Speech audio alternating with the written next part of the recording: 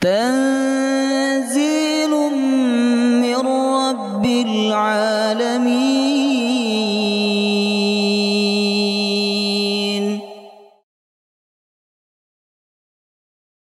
يا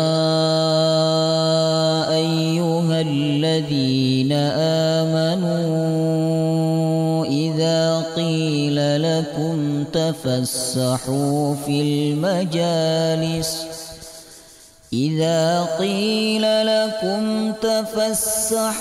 في المجالس فافسحوا يفسح الله لكم، وإذا قيل انشزوا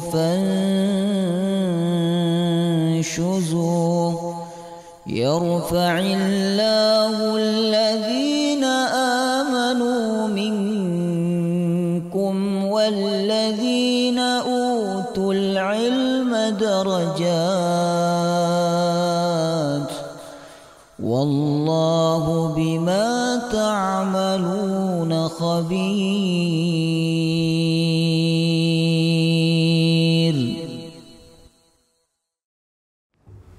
Bismillahirrahmanirrahim. Assalamualaikum warahmatullahi wabarakatuh. Alhamdulillahi rabbil alamin. Nahmaduhu wa nasta'inuhu wa nastaghfiruh.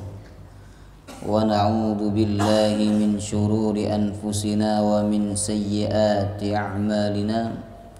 May yahdihillahu fala mudilla lahu wa may yudlil fala hadiya lahu. Asyhadu an la ilaha illallah wahdahu la syarika lahu wa asyhadu anna Muhammadan 'abduhu wa rasuluhu la nabiyya wa la rasula ba'dah. Allahumma salli wa sallim ala nabiyyina Muhammadin wa ala alihi wa sahbihi ajma'in. Subhanaka la ilma lana illa ma 'allamtana innaka antal alimul hakim. Allahumma inna nas'aluka ilman nafi'a wa rizqan tayyiba wa amalan mutaqabbala, amin ya rabbal alamin.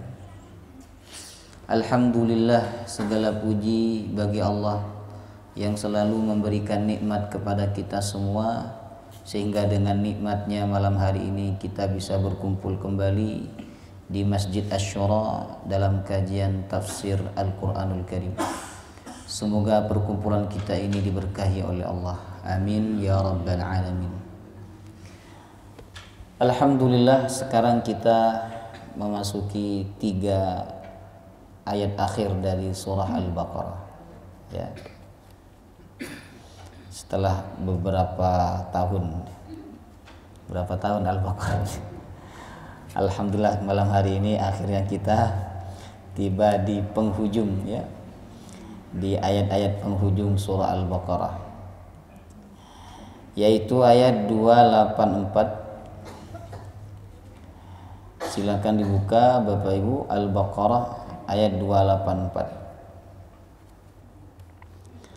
A'udzu billahi minasy syaithanir rajim. A'udzu billahi minasy syaithanir rajim. Lillahi ma fis samawati wa ma fil ardh.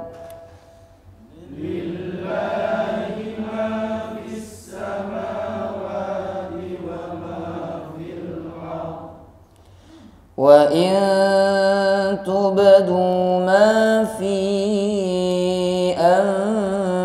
anfusikum aw tukhfuhu yuhasibakum bihillah.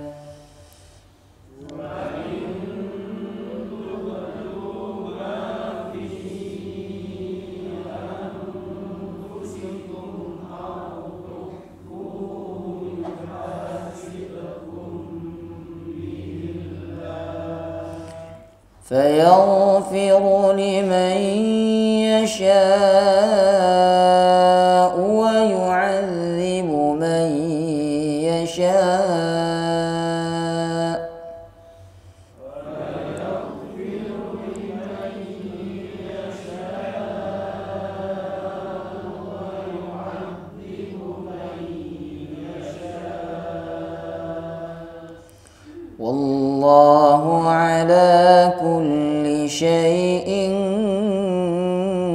قدير.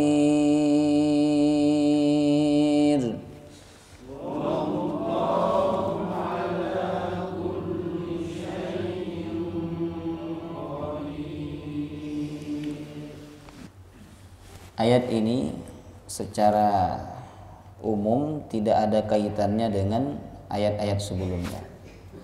Ayat sebelumnya berbicara tentang akad yang tidak tunai. Hendaklah orang beriman apabila melakukan akad yang tidak tunai, dia mencatatnya.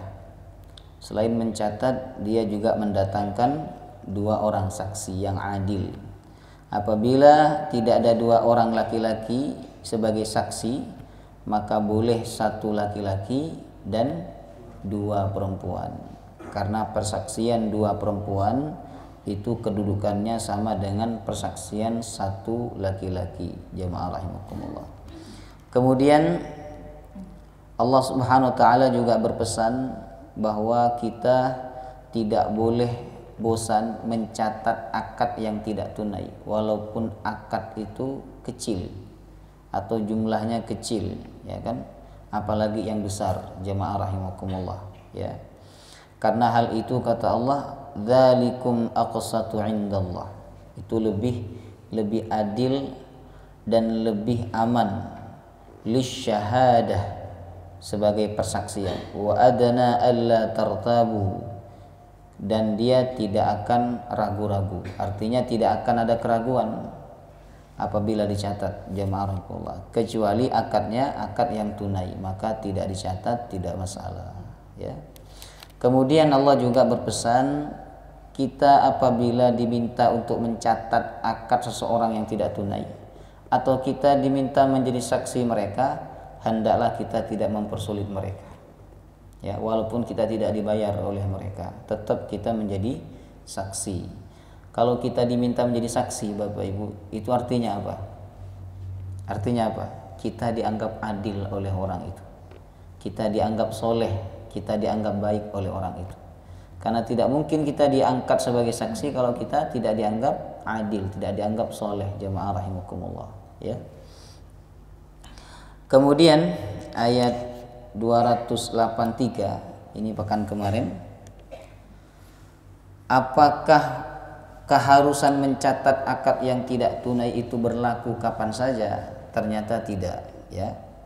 Allah memberikan keringanan bahwa apabila seseorang itu dalam perjalanan, kemudian ketika perjalanan dia tidak mendapati orang yang bisa mencatat, ya, dia dan orang yang berakad dengan dia tidak bisa mencatat, kemudian tidak ada orang lain juga yang bisa membantu mereka untuk mencatat, maka Allah memberikan solusi. Solusinya apa? Kemarin, farihanum maqbudah. Catatan itu diganti dengan barang jaminan, maqbudah, yang dipegang oleh orang yang menghutangi, jamaah rahimakumullah, ya. Nah, ini bolehnya rahan, bolehnya memberikan barang jaminan ketika kita berhutang, dan bolehnya kita menerima barang jaminan apabila ada orang yang berhutang kepada kita. Bahkan kita boleh meminta, walaupun itu teman kita, kita sudah percaya kepada dia, tapi kita boleh meminta dia untuk memberikan barang jaminan, jamaah rahimakumullah, ya kan? Agar sama-sama aman. Yang berhutang merasa mudah karena dia mendapatkan uang, yang menghutangi juga tidak khawatir karena dia memiliki barang atau mendapatkan barang jaminan dari orang yang berhutang. Kemudian Bapak Ibu, ayat 284, lillahi ma fis samawati wa ma fil ard, milik Allah apa yang ada di langit dan apa yang ada di bumi. Wa in tubdu ma fi anfusikum aw tukhfuhu yuhasibukum bihillah. Apabila kalian menampakkan apa yang ada di dalam diri kalian atau kalian menyembunyikan, Allah akan menghisabnya. Artinya begini, ya. Kalau ada yang ditutup-tutupi dalam akad yang tidak tunai, mungkin saksi itu menutup-nutupi persaksiannya, atau tukang catatnya tidak adil, atau ada di antara mereka, antara 2 orang yang melakukan akad itu, ada di antara mereka yang menutup-nutupi jamaah rahimakumullah, maka Allah ingatkan dengan ayat ini bahwa apa yang mereka tampakkan dan apa yang mereka tutup-tutupi semuanya akan dihisab oleh Allah dan dimintai pertanggungjawabannya oleh Allah Subhanahu wa taala, ya.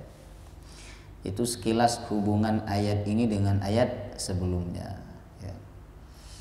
Ayat ini Bapak Ibu, ayat 284 ini secara umum berbicara tentang 4 sifat Allah Subhanahu wa taala. Tapi sebelum saya bahas ayat ini, saya ingin menyampaikan dulu keutamaannya. Ternyata 2 ayat terakhir Al-Baqarah memiliki keutamaan khusus. Yang punya keutamaan khusus itu ayat 285 sampai 286. 2 ayat akhir Al-Baqarah, bukan 3 ya. Adapun ayat 284 ini keutamaan secara khususnya tidak ada. Dia hanya memiliki keutamaan secara umum, ya. Cuman kebanyakan orang ketika membaca akhir Al-Baqarah dibaca dari mana? Lillahi ma fis samawati wa ma fil. Padahal yang memiliki keutamaan secara khusus adalah dari amanar rasul, ya. Apa keutamaannya? Yang pertama, keutamaannya adalah diberikan kecukupan jika dibaca waktu malam. Hadis riwayat Imam Al-Bukhari. Man qara'a bil ayataini min akhir suratil Baqarah fi lailatin kafatah. Siapa yang membaca 2 ayat akhir Al-Baqarah pada malam hari, maka 2 ayat itu telah mencukupinya. Maksudnya berkat 2 ayat itu Allah akan mencukupi kehidupannya. Ada juga ulama yang mengatakan 2 ayat itu cukup untuk melindungi dia dalam waktu 1 malam itu. Jemaah rahimakumullah, ya. Maka sebelum tidur sunnah baca Amanar Rasul, atau selepas Isya sebelum tidur sunnah baca Amanar Rasul bima unzila ilaihi min rabbih wal mu'minun, dan seterusnya. Ritual sebelum tidur itu banyak Bapak Ibu.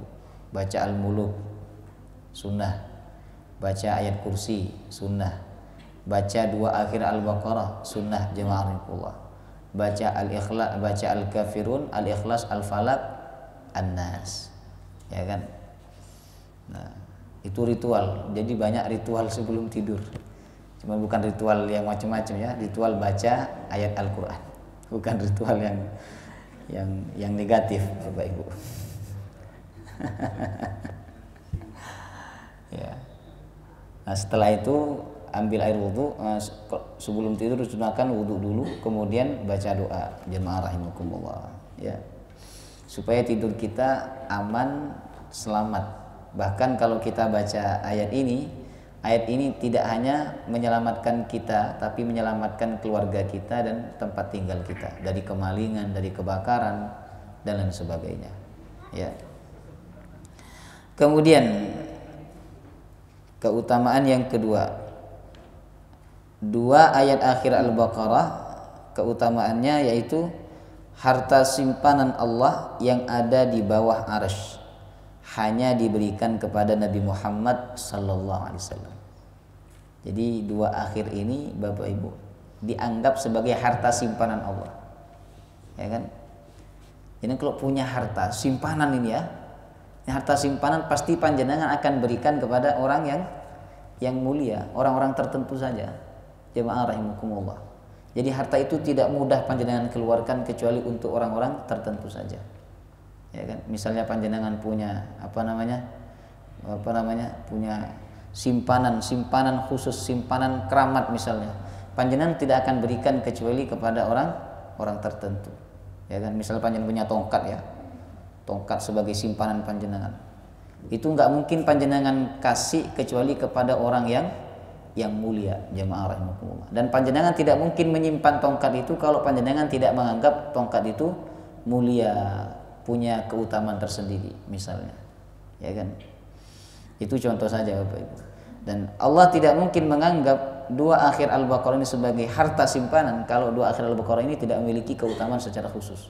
Menunjukkan 2 ayat ini punya keistimewaan tersendiri di hadapan Allah SWT.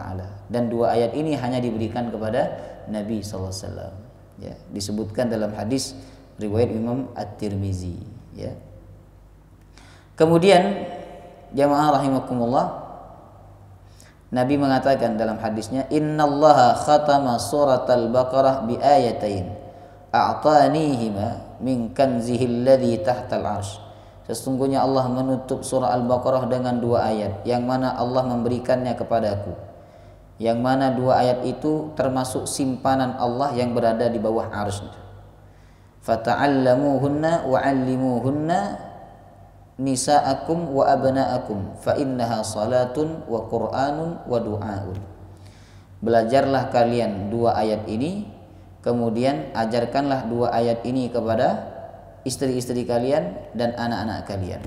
Karena di dalam 2 ayat ini, kata Nabi, terkandung salat wa Quran, bacaan, wa doa dan doa. Jemaah rahimakumullah, ya. Jadi kita diperintahkan oleh Nabi untuk mengajarkan istri kita dan anak kita tentang dua ayat ini. Sudah diajarkan atau belum? Hah? Belum? Belum selesai masih ya. Baik. Gak usah diajarin Ustadz, nanti saya setelkan videonya Ustadz kepada mereka, ya kan, gampang itu. Kemudian yang ketiga, Bapak Ibu, setan tidak berani mendekati rumah yang dibacakan 2 ayat ini selama 3 malam. Subhanallah, hadis riwayat Imam At-Tirmizi. Kata Nabi, la yuqra'ani fi darin 3 layalin fayaqrabuha syaitan. Tidaklah 2 ayat ini dibacakan dalam satu tempat atau dalam rumah selama 3 malam, kecuali setan tidak berani mendekatinya. Jemaah rahimakumullah. Jadi kalau pengen rumah kita steril dari setan, bacakan 2 ayat ini. Sebenarnya lebih utama bacakan seluruh Al-Baqarah. Nah, cuman kan panjang. Maka baca ayat kursinya sama 2 ayat akhir Al-Baqarah ini. Maka rumah kita nggak akan didekati oleh syaitan, Bapak Ibu, selama 3 malam.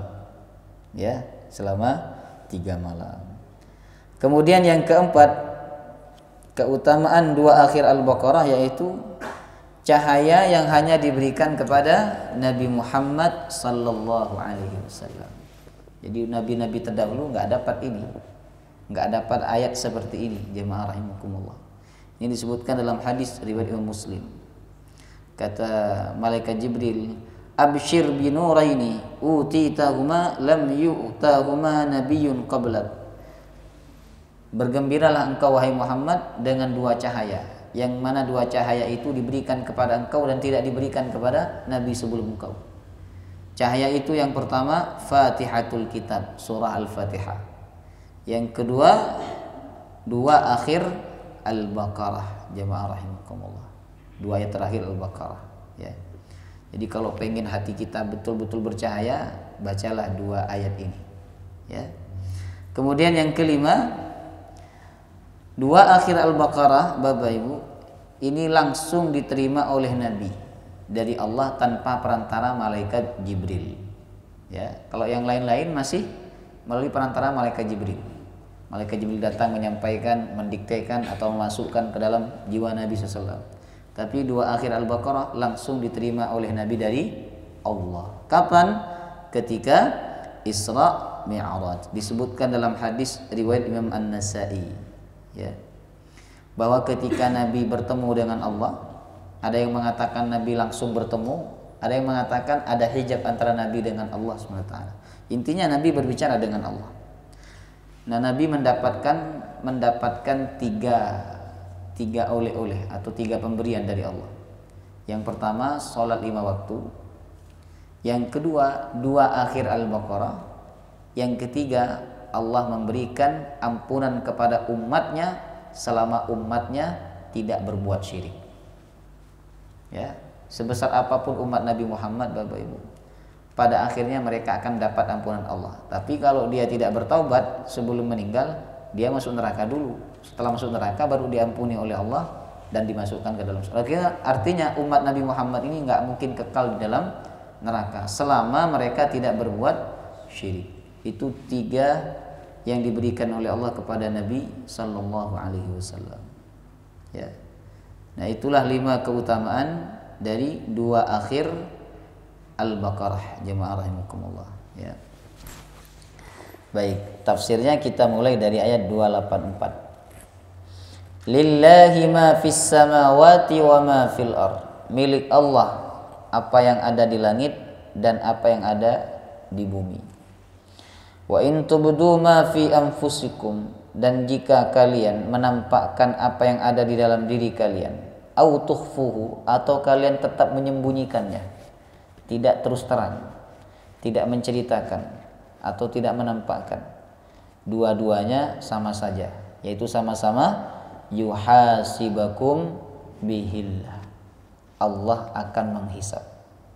Jadi yang dihisab oleh Allah, Bapak Ibu, itu bukan hanya yang kita tampakkan atau bukan hanya yang kita lakukan, tetapi yang ada di dalam diri kita seperti riya, sombong, dengki, benci, itu juga akan dihisab oleh Allah Subhanahu wa taala, ya.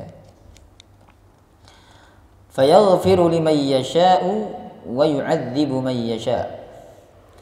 Allah mengampuni siapa saja yang Dia kehendaki dan Allah mengazab siapa saja yang Dia kehendaki, ya. Wallahu ala kulli syai'in qadir, dan Allah Maha Kuasa atas segala sesuatu.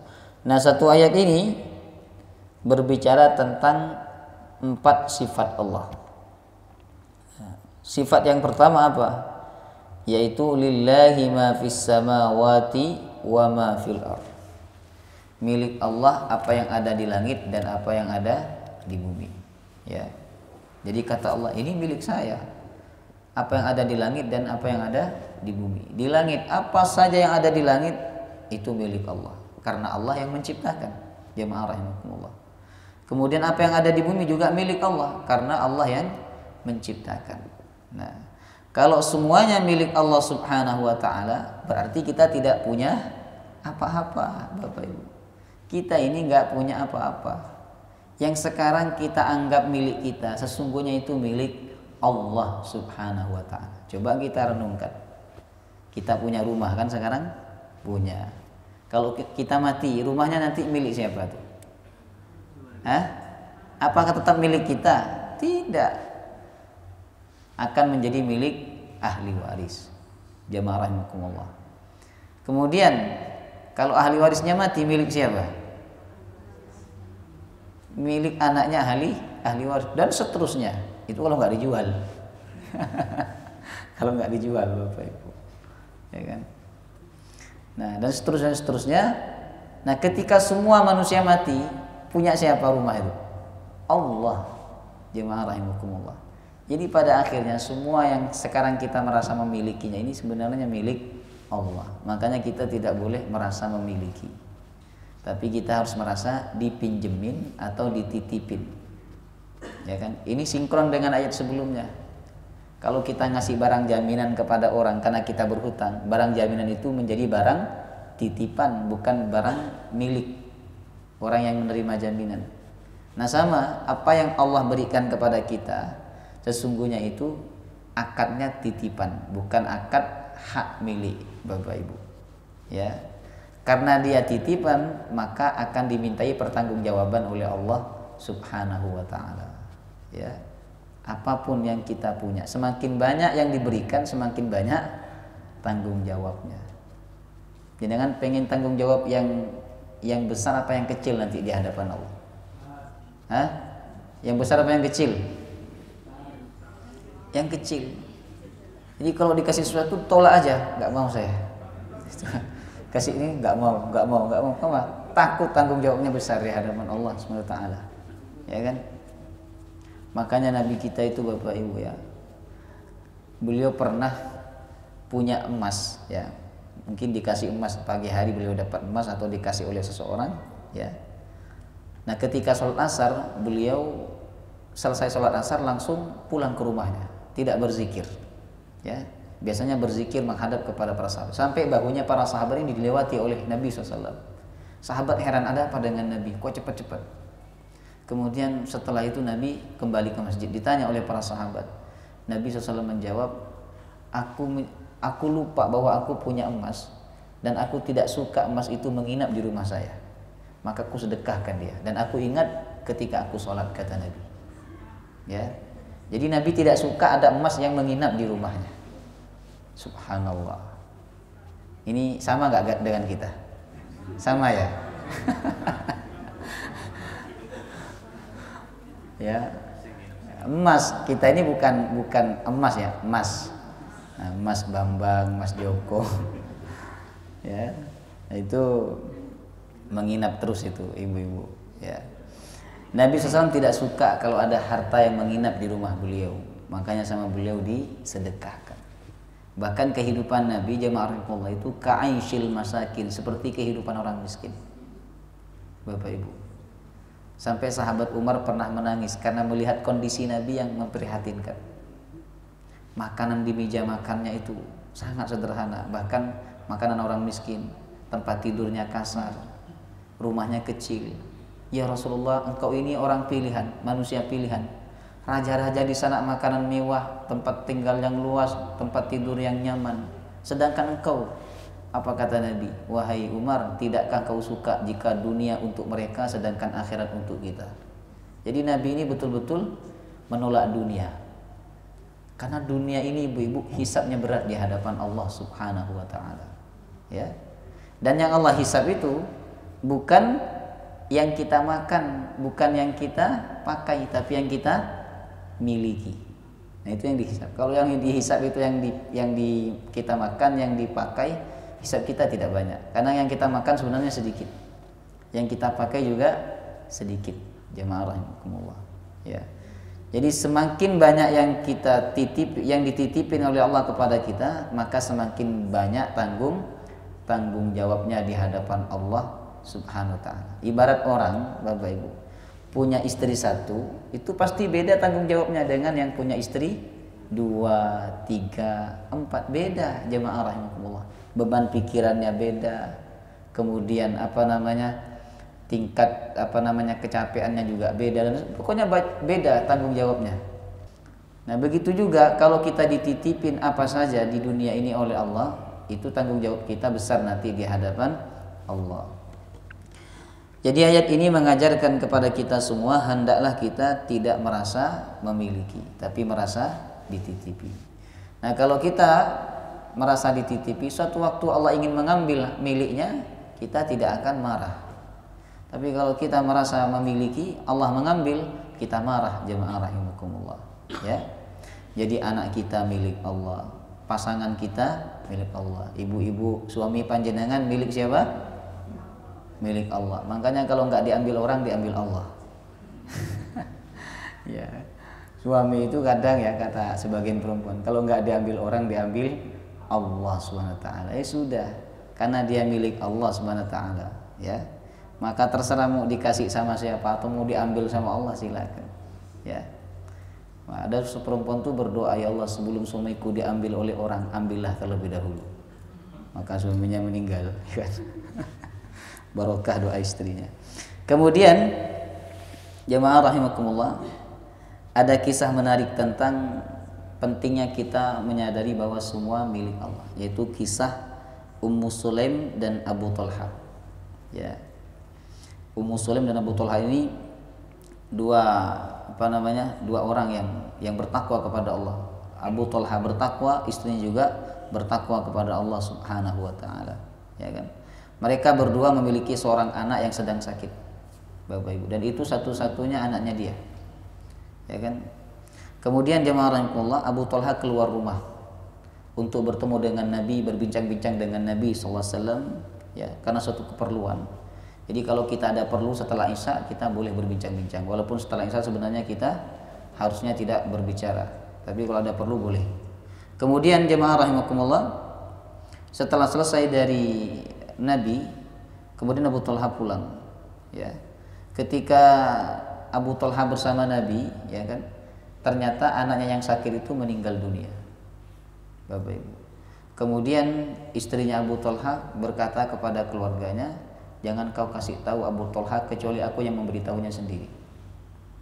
Kemudian jemaah rahimakumullah, ketika Abu Talha pulang, ini selesai urusannya dengan Nabi, beliau pulang, anggaplah jam 8, jam 9 malam, Bapak Ibu. Kemudian istrinya menyambut beliau, disambut. Dan Abu Talha belum tahu kalau anaknya sudah meninggal dunia. Abu Talha bertanya, gimana kabar anak kita? Keadaannya bagaimana?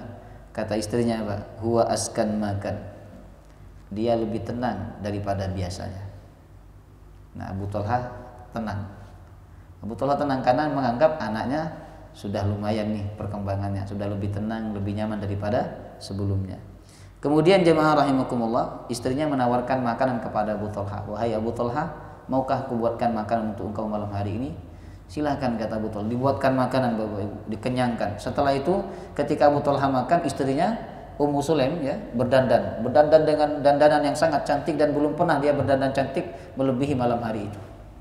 Kemudian jemaah rahimakumullah, Abu Talha menggauli istrinya. Setelah selesai menggauli istrinya, dia sudah tenang, sudah nyaman dan sebagainya, baru istrinya berkata kepada Abu Talha, wahai Abu Talha, bagaimana pendapatmu jika ada orang yang menitipkan barang kepada suatu keluarga, lalu orang yang menitipkan itu mengambil barangnya, apakah keluarga itu berhak untuk menghalanginya, ataukah keluarga itu harus rela dan redha melepaskan barang tersebut? Kata Abu Talha, dia harus rela melepaskannya karena itu barang titipan. Kemudian istrinya berkata, wahai Abu Talha, anak kita itu adalah titipan dari Allah Subhanahu wa ta'ala. Langsung Abu Talha berteriak. Dia sudah paham bahwa anaknya sudah dipanggil oleh Allah Subhanahu wa ta'ala. Kemudian dia sempat berteriak, dia sempat tidak terima, kemudian sempat marah kepada istrinya. Kenapa baru dikasih tahu? Kata Abu Talha. Kemudian setelah itu jemaah rahimakumullah, pagi-pagi Abu Talha datang kepada Rasulullah, dan Rasulullah SAW, Abu Talha cerita itu tentang perilaku istrinya, mulai dari awal sampai berhubungan, sampai setelah itu baru dikasih tahu oleh istrinya. Beliau cerita, setelah bercerita Rasulullah SAW berkata kepada Abu Talha, kata Rasulullah, semoga Allah memberkahi kalian berdua. Nah, tak lama setelah itu Bapak Ibu, istrinya hamil lagi, dan anaknya jauh lebih berkah daripada anak yang pertama. Barokah doanya Rasulullah SAW. Jadi orang yang ikhlas, orang yang ridha ketika sesuatu yang dia miliki itu diambil oleh Allah, yakinlah bahwa dia akan diganti oleh Allah dengan yang lebih baik. Yakin. Ya. Jemaah rahimakumullah. Jadi hadis ini menunjukkan bahwa hendaklah kita merasa bahwa sesuatu yang kita miliki dalam hidup ini adalah titipan dari Allah Subhanahu wa ta'ala. Ya. Jangan pernah kita merasa memiliki. Bapak Ibu, lillahi ma fis samawati wa ma fil ard. Milik Allah apa yang ada di langit dan apa yang ada di bumi, ya. Kemudian sifat yang kedua, Allah akan menghisap apa yang ditampakkan maupun yang disembunyikan. Wa in tubadu ma fi anfusikum aw tukhfuhu yuhasibakum bihillah. Dan jika kalian menampakkan apa yang ada di dalam diri kalian atau kalian menyembunyikannya, yuhasibakum bihillah, Allah akan menghisap kalian, ya.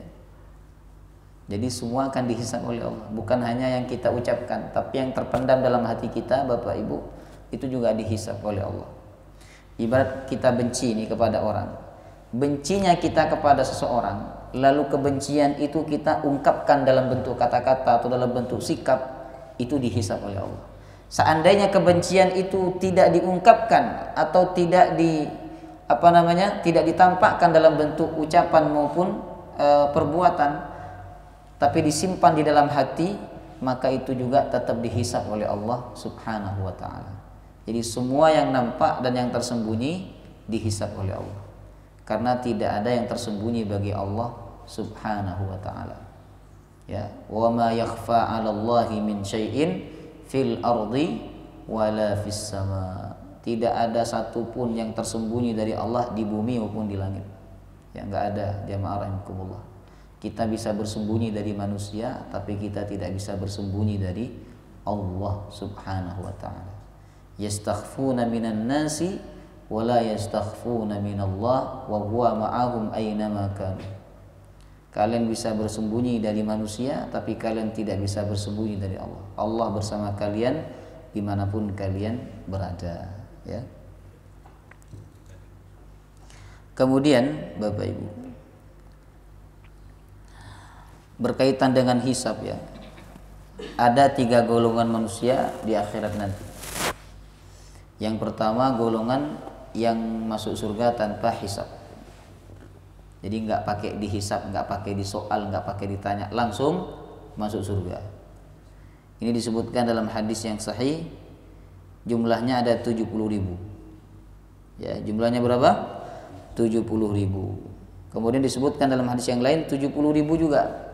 Berarti 70.000 kali 70.000 berapa? 4 miliar. 4 miliar apa 4 juta? Miliar ya. 4,9 juta. Coba dihitung. 70.000 kali 70.000. 4.900 juta. Berarti 4 miliar. Jadi jumlahnya ada 4 miliar. Nah, kayaknya masuk nggak?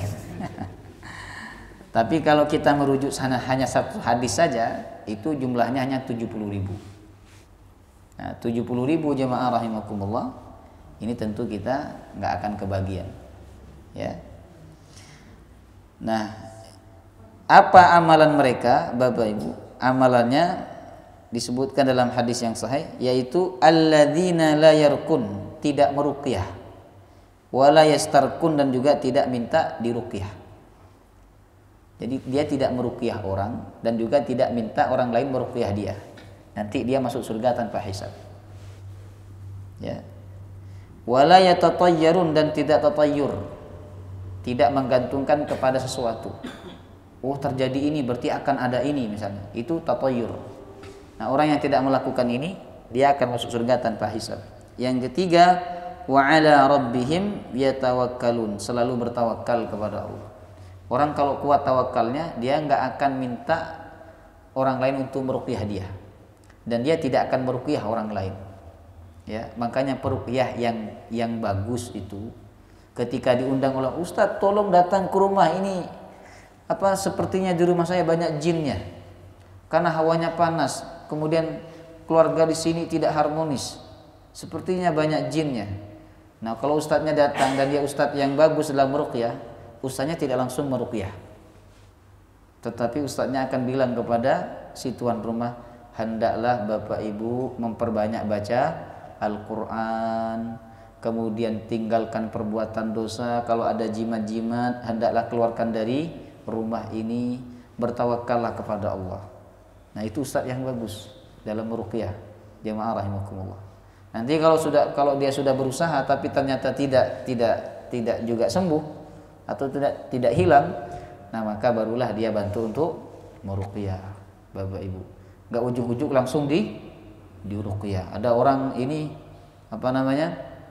orang merasa terkena gangguan langsung diruqyah. Harusnya orang itu disuruh berwudu, membaca sendiri, karena Allah sudah mengajarkan kalimat-kalimat ruqyah kepada manusia, jemaah rahimakumullah, ya. Itu cuman kalau disuruh begitu nanti sungkan, karena sudah diundang kok tidak meruqyah kan. Nah, ini sungkan. Harusnya disuruh baca dulu sendiri, ya. Kemudian sebisa mungkin kita tidak meminta kepada orang lain untuk meruqyah, enggak usah, Bapak Ibu. Ruqyah diri sendiri saja. Cuman kalau ruqyah sendiri, kalau panjenengan tidak bisa, ya baru minta tolong orang lain, ya. Ini golongan yang pertama, golongan yang masuk surga tanpa hisab. Yang kedua, golongan yang dihisab dengan hisab yang ringan.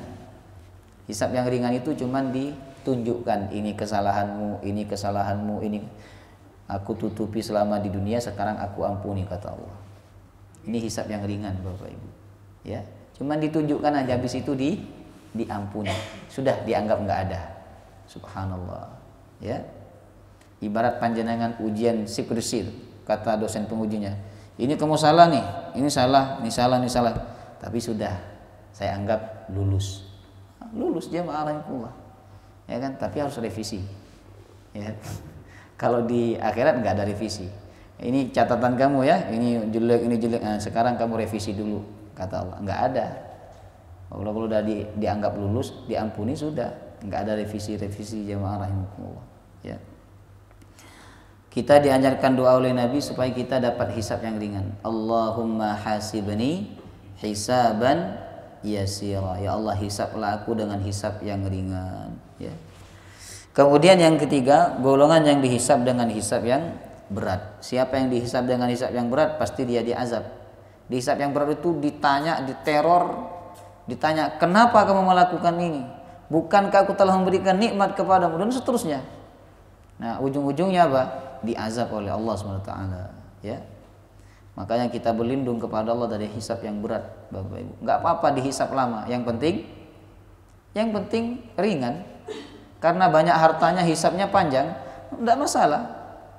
Jemaah rahimakumullah, ya kan, cuman kita pasti iri kepada orang miskin yang lebih dulu mereka masuk surga, sedangkan kita masih sibuk dengan hisab. Jemaah rahimakumullah, seperti Nabi Sulaiman alaihissalam. Jadi minta hisab yang ringan. Kalau kita punya ilmu banyak, hisabnya ringan. Punya harta banyak, hisabnya ringan. Punya usia banyak juga hisabnya ringan, Bapak Ibu. Ya. Jadi apapun yang ditampakkan dan yang disembunyikan, semuanya akan dihisab oleh Allah Subhanahu wa ta'ala. Karena Allah sudah mengirimkan malaikat untuk mencatat semua amal yang kita lakukan. Jemaah rahimakumullah. Kemudian setelah dihisab oleh Allah, Allah mengatakan, "Fayaghfiru liman yasha'u wa yu'adzibu man yasha'." Allah mengampuni siapa saja yang Dia kehendaki, dan Allah mengazab siapa saja yang Dia kehendaki. Jadi ada keburukan-keburukan setelah diperiksa oleh Allah, itu diserahkan kepada Allah. Jika Allah berkehendak, Allah akan mengampuni. Jika Allah tidak berkehendak, maka Allah akan mengazab yang bersangkutan. Jamaah rahimakumullah. Ya. Ini menunjukkan bahwa kita tidak mungkin mendapatkan ampunan, ya, kecuali dengan izin Allah Subhanahu wa taala. Ya. Fayaghfiru liman yasha'u wa yu'adzibu man yasha'. Allah mengampuni siapa saja yang Dia kehendaki, dan Allah mengazab siapa saja yang Dia kehendaki. Sebesar apapun dosa manusia, Bapak Ibu, kalau dia diampuni oleh Allah, dia selamat. Sehebat apapun amal manusia, kalau dia nggak dapat ampunan Allah, dia nggak akan selamat. Jemaah rahimakumullah. Makanya bagi orang beriman, yang paling penting dalam hidup ini adalah ampunan Allah. Gunakanlah apa saja yang kita miliki untuk bisa mendapatkan ampunan Allah Subhanahu wa ta'ala. Ya, kita punya duit, gunakan untuk bisa dapat ampunan Allah. Punya ilmu, gunakan untuk bisa dapat ampunan Allah. Punya tenaga, punya kedudukan, gunakan semuanya. Bagaimana dengan itu semua kita bisa dapat ampunan Allah. Ini sifat yang ketiga, ya, bahwa Allah mengampuni siapa saja yang Dia kehendaki dan mengazab siapa saja yang Dia kehendaki. Wallahu ala kulli syai'in qadir. Dan Allah Maha Kuasa atas segala sesuatu. Ya. Jadi kekuasaan Allah itu meliputi langit, bumi, yang nampak maupun yang tidak nampak. Semuanya dalam kekuasaan Allah Subhanahu wa ta'ala. Ya.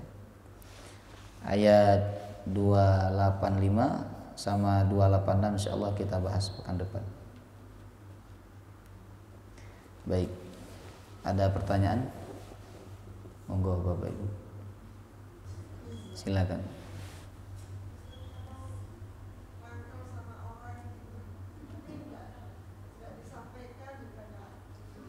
Kenapa?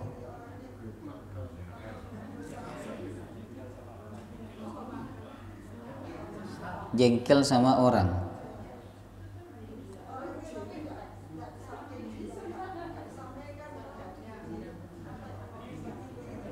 Kalau jengkel karena keburukan dia, ini tidak masalah selama tidak ditampakkan dalam bentuk ucapan maupun perbuatan, tidak masalah. Kalau jengkel karena perbuatan dia yang suka mengganggu, ya. Tapi kalau panjenengan benci tidak ada alasan syariatnya, ini nggak boleh. Bahkan kalau lebih dari 3 hari kata Nabi, dia tidak menegur lalu mati masuk neraka. Ya, mati masuk neraka. kecuali ada alasan syar'i. Kita ini membenci orang boleh Bapak Ibu, asalkan ada alasan syar'i. Kita tidak menegur orang boleh, asalkan ada alasan syar'i. Apa alasan syar'i? Bila orang itu melakukan kefasikan misalnya, dia meninggalkan sholat, dia berzina. Jadi ibu boleh tidak negur suami ibu kalau suaminya sengaja meninggalkan sholat. Bahkan panjenengan dalam mazhab Hambali boleh pulang ke rumah orang tua panjenengan. Karena orang tuanya udah nggak ada, mau pulang kemana lagi? Orang tuanya udah nggak ada zaman Umar. Jadi kalau ada alasan syar'i yang membuat panjenengan jengkel lalu tidak menegur orang itu dibenarkan. Tapi kalau alasannya tidak syar'i, panjenengan jengkel, panjenengan benci kepada orang itu, maka ini tidak boleh, ya. Dan itu juga akan dihisab oleh Allah SWT. Allah Ta'ala alam. Ada lagi? Sampun. Mari sama-sama kita tutup dengan doa kafaratul majlis. Subhanakallahumma wa bihamdika asyhadu an la ilaha illa anta astaghfiruka wa atubu ilaik. Assalamualaikum warahmatullahi wabarakatuh.